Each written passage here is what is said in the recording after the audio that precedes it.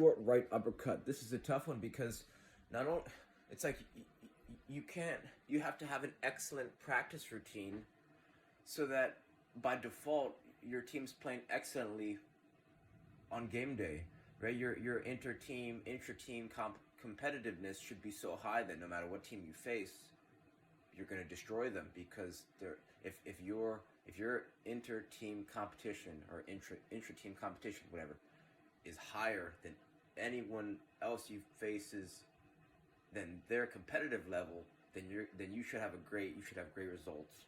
So if you're not playing, if you're not doing warm up, if you're not doing right, this is the routine that my high school, or not high school coach, he coached high school, but he also coached club. He's Gatorade Coach of the Year, Doug Nevins. This is when we were ranked #1 in the nation at 18 years old, club, U18 club, boys. We would do warm up, possession, finishing on goal, crossing and finishing. So two lines on the outside, 2 lines on the inside, starting at the halfway line, alternating serving lines. 2 inside lines would crisscross and then just finish on goal. And then we would finish with 3 teams rotating to play on big goals that are very close together. So we bring the big goals in very close. We make the sidelines very close, and then 2 teams would play against each other with the third teams on the sidelines as bumper players, right? The third team would surround the field and they would have 1 touch. And the reason you want to have 3 teams is because if you only have 2 teams and there's nothing won or lost if you win or lose, right? The reason you want to do a King of the Hill style is because since, if one team, you're fighting to stay on, right? And this is going to raise the competition, especially at the end of the practice, because a lot of coaches, they use playing as like a reward, and I just don't like that at all, because it was the highlight of practice to be able to play at the end. And what would happen is the energy would be so high at the end of practice because the goals would be getting scored every 2 to 4 minutes, right? The goals are so close together that if there was a missed tackle or someone had a great move and one, like someone had a great beat a defender, the goal is right in front of you. So and you want to cut this play, you want to end practice early, slightly earlier than necessary. So now your whole team has this memory of practice from the day before that ends on a very high note, right? So every practice, warm up, possession, finishing on goal, crossing and finishing, and then playing at big goals, right? And then if you don't have enough numbers, if you don't have goalkeepers, the numbers aren't looking right, then you could have sweeper keepers, or you could even just freaking hop and goal or whatever. In terms of game day, it's like the game is won in practice, right? Because nothing. It's it's not like you're gonna have it's not like you guys gonna practice at poor level and then show up to game day and then either your formation or every one of the teams is just gonna pull something out of their ass and it's gonna make it so you can be dominating during the tournament. So that's why the practices have to be surgical, right? And you should be the most energetic one at practice, right? You should be elevating your team and never, rarely stopping play. It should be this flow right from the start of practice where, no water breaks. People getting water whenever they want, but it's possession. Warm up, possession, and possession can be either 2-team possession. You could do 2-team possession, starting to limit the touch count, so it goes from unlimited to 2 on the 2 touch with 1 on the takeover, then 1 touch, 1 on the takeover.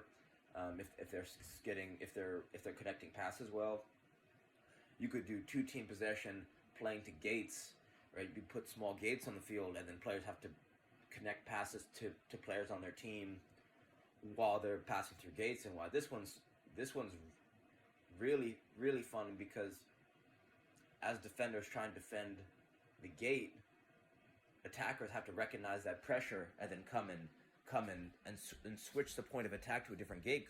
So what happens is what happens is that it forces attackers to recognize pressure, and it allows them to switch the point of attack. What's going to happen is you're going to see attackers be able to switch the point of attack very rapidly. So that's why that game's great.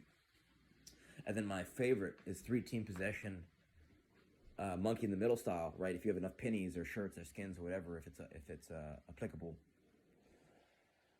And that's it, right? Finishing on goal, lower, side netting. Just go line starting right in the middle, maybe 10, 15 yards out from the 18 box, and then you're just ripping low, hard shots on the ground to the side netting, left to the right side netting. Hard, low, driven shots.